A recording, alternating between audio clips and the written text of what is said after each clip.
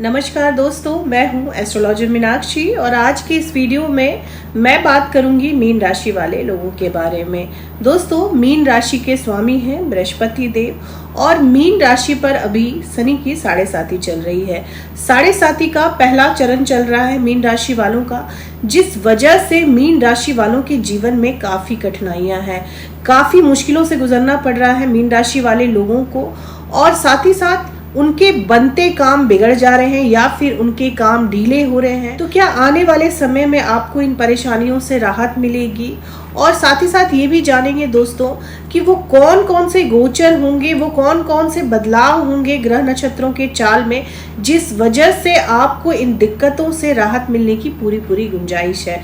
साथ ही साथ ये भी जानेंगे कि वो कौन से उपाय हैं जिन्हें कर कर आप अपनी मुश्किलों से बाहर निकल सकते हैं। दोस्तों, ये जनरल एनालिसिस है मीन राशि वालों के बारे में। आपकी महादशा और आपके बर्थ चार्ट में ग्रहों के अलग अलग प्लेसमेंट के आधार पर इसमें अंतर भी हो सकता है। दोस्तों, इस महीने की 16 तारीख को सूर्य देव राशि परिवर्तन करेंगे।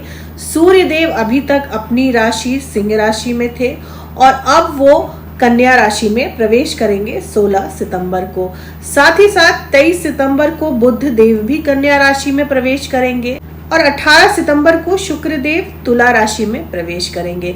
इसके अलावा मंगल अभी आपके चौथे भाव में विराजमान है, बृहस्पति आपके तीसरे भाव में विराजमान है और राहु आपके पहले भाव में विराजमान है, केतु आपके 7वें भाव में। इसके अलावा शनि अभी आपके 12वें भाव में है और शनि अभी वक्री चल रहे हैं। 16 नवंबर तक शनि वक्र रहेंगे। तो दोस्तों, ग्रह नक्षत्रों के इस बदलाव का क्या असर पड़ेगा आपके जीवन में, आइए जानते हैं। सबसे पहले बात करते हैं आपके सेहत की। दोस्तों, राहु जब आपके पहले भाव में होते हैं तो सेहत संबंधित परेशानियां आपको देते ही रहते हैं। ये परेशानियां छोटी हो या बड़ी हो, लेकिन आपको सेहत से जुड़ी समस्याएं लगी रहेंगी।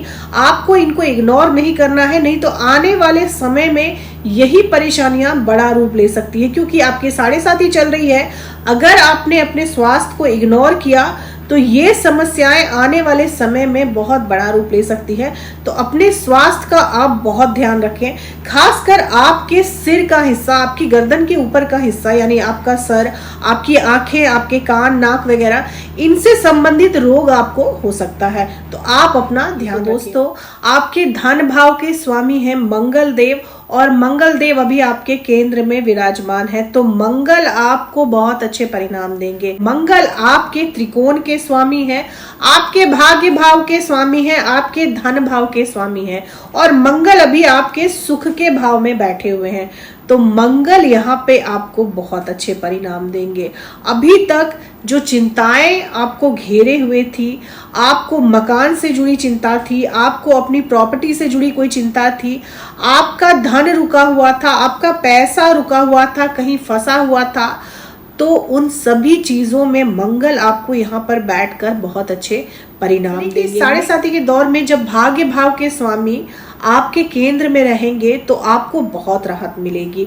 आपकी सुख सुविधाओं में बढ़ोतरी होगी। सुविधा की सामग्री खरीद सकते हैं, आप वाहन खरीद सकते हैं, मकान खरीद सकते हैं, लेकिन आपको अपने क्रोध पर भी नियंत्रण रखना होगा, क्योंकि मंगल जब आपके चौथे भाव में बैठे होंगे तो आपको क्रोध बहुत देंगे। आप अपने ही लोगों से बहस में पड़ जाएंगे, इस वजह से आपको मानसिक अशांति रह सकती है। तो आपको क्रोध पे बहुत नियंत्रण रखना है, नहीं तो आप अपने बनते हुए काम को भी बिगाड़ लेंगे। आप धार्मिक यात्राएं कर सकते हैं, आपके घर परिवार में किसी तरह का धार्मिक आयोजन हो। मंगल की दृष्टि आपके 10वें भाव पर पड़ेगी। 10वें भाव के स्वामी हैं बृहस्पति देव, तो आपकी नौकरी से जुड़ी समस्या का भी समाधान मंगल करेंगे। हालांकि आपकी भाग दौड़ बनी रह सकती, हो सकता है कि आपको ये नौकरी अपने परिवार से दूर जाकर करनी पड़े, या फिर आपको अपने शहर से कहीं और जाकर ये नौकरी करनी पड़े, या फिर आपको कोई ऐसी नौकरी मिले जिसकी वजह से आपको अपना शहर छोड़ना पड़े। 16 सितंबर को सूर्य देव आपके 7वें भाव में प्रवेश करेंगे, तो आपका मान सम्मान तो बढ़ेगा, आपकी प्रतिष्ठा तो बढ़ेगी समाज में, लेकिन हो सकता है कि आपके जलने वालों की संख्या भी बढ़ जाए, क्योंकि सूर्य आपके 6ठे भाव के स्वामी हैं।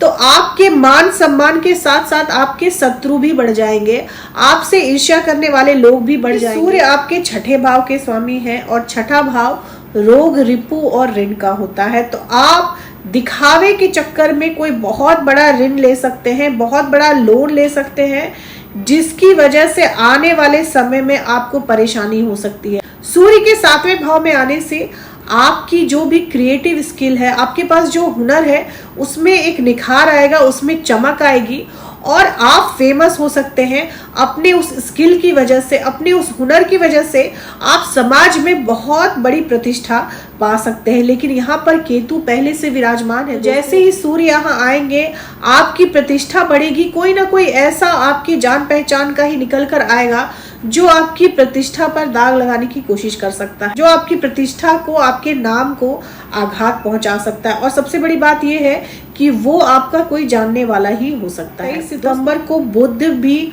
आपके 7वें भाव में प्रवेश करेंगे और यहाँ पर वो युति बनाएंगे सूर्य के साथ। सूर्य के साथ जैसे ही बुध देव युति बनाएंगे, यहाँ पर आपके 7वें भाव में बुधादित्य योग का निर्माण होगा, जिस वजह से आपकी पर्सनालिटी में एक निखार आएगा। आपका आत्मविश्वास जो अभी तक बिल्कुल खत्म हो चुका था, वो आत्मविश्वास अब आपको लौटता हुआ दिखाई देगा। आपको ऐसा लगेगा कि आप अपने फैसले खुद ले सकते हैं। इसके अलावा आप अपने घर से ही कोई नया बिजनेस शुरू कर सकते हैं, कोई नया काम शुरू कर सकते हैं अपने घर से ही, और इस काम में आपको काफी मुनाफा भी होगा। नया बिजनेस शुरू करने के लिए काफी अच्छा समय है 23 सितंबर के। दोस्तों, बात करते हैं आपके वैवाहिक जीवन की, आपके लव लाइफ की। शुक्र जब आपके 8वें भाव में प्रवेश करेंगे तो आपकी मैरिड लाइफ में बहुत परेशानियां आएंगी। ऐसे भी केतु आपके 7वें भाव में बैठे हुए हैं, तो आपकी मैरिड लाइफ बहुत खराब चल रही है। शादीशुदा जिंदगी में बहुत उथल पुथल मचा चुके हैं केतु देव, और जब सूर्य यहाँ पर आ जाएंगे तो सूर्य भी वैवाहिक जीवन के लिए अच्छे नहीं माने जाते। सूर्य जब 7वें भाव में आते हैं तो विवाह तय होने में विलंब करवाते हैं। शुक्र के आपके 8वें भाव में जाने से आपका ससुराल पक्ष आपकी तरफ कुछ नरम हो सकता है कि जो ससुराल पक्ष आपके खिलाफ चल रहा हो वो अब आपका साथ दे, आपके पक्ष में बात करे, आपके लिए बात करे। तो ससुराल वालों का साथ मिल सकता है, ससुराल से किसी तरह का धन भी मिल सकता है आपको। अगर आप इंश्योरेंस सेक्टर में काम करते हैं तो आपको किसी तरह का मुनाफा या फिर प्रॉफिट हो सकता है, या फिर आपकी इंक्रीमेंट हो सकती है। लेकिन आपकी बॉडी के लोअर पार्ट में किसी तरह का कोई रोग दे सकते हैं। अब बात करें आपके लव लाइफ की, तो राहु की दृष्टि आपके 5वें भाव पर पड़ रही है। आप खुद ही अपने प्रेम जीवन में कुछ ऐसा गलत कर बैठेंगे जिस वजह से आपका प्रेमी या प्रेमिका आपको छोड़कर चला जाएगा। आप खुद ही कुछ ऐसा कर बैठेंगे जिस वजह से आप अपने पार्टनर को खो देंगे। राहु की दृष्टि 5वें घर में पड़ने से आप अपने पार्टनर को धोखा दे सकते हैं, जिस वजह से आपका पार्टनर आपसे ब्रेकअप कर ले या फिर आपको छोड़कर चला जाए। बृहस्पति आपके 3रे भाव में है। आपके पहले भाव के स्वामी और आपके 10वें भाव के स्वामी अभी आपके 3रे भाव में यानी पराक्रम के भाव में है। तो आपके पराक्रम में वृद्धि करेंगे, लेकिन आपको अपने कार्यों को बनाने के लिए बहुत मेहनत करनी पड़ेगी। आपको अपने नौकरी व्यवसाय में बहुत ही मेहनत करनी पड़ेगी, तभी आपको अच्छे फल मिलेंगे। बृहस्पति के 3रे भाव में होने से आपके जीवन में छोटी दूरी की यात्रा लगी रह सकती है, लेकिन आप ये महसूस करेंगे कि आप जितना कार्य कर रहे हैं, आप जितनी मेहनत कर रहे हैं, आपको परिणाम उसके हिसाब से नहीं मिल रहा है। आप जितना परिश्रम कर रहे हैं उस हिसाब से आपको फल नहीं मिल रहा है। की वजह है दोस्तों शनि की 7.5। शनि अभी वक्री हो रखे। तो शनि की जब 7.5 चलती है और शनि वक्री होते हैं तो आपके हर काम में रुकावट लाते हैं, हर काम में देरी लाते हैं। आपको अभी फिलहाल अपने कर्मों पर ध्यान देना है। दोस्तों, 7.5 के इस दौर में अगर आपने पेशेंस नहीं रखा, आपने जल्दबाजी की या फिर शॉर्टकट तरीके से धन कमाने का जरिया ढूंढने की कोशिश की,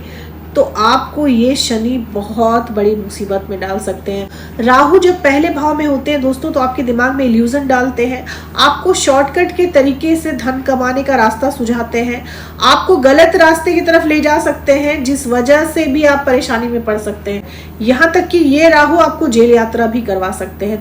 आप कुछ भी गलत करेंगे तो उसका तुरंत परिणाम देखने को आपको मिल सकता है। तो अभी आपको काफी संयम से चलने की जरूरत है। दोस्तों, बात करते हैं उपाय की। शनि की 7.5 है तो आपको शनि का उपाय करना है। आपको प्रत्येक दिन शनि के बीज मंत्र का जाप करना है। साथ ही साथ क्योंकि राहु आपके पहले भाव में है तो आपको राहु के बीज मंत्र का भी जाप करना है।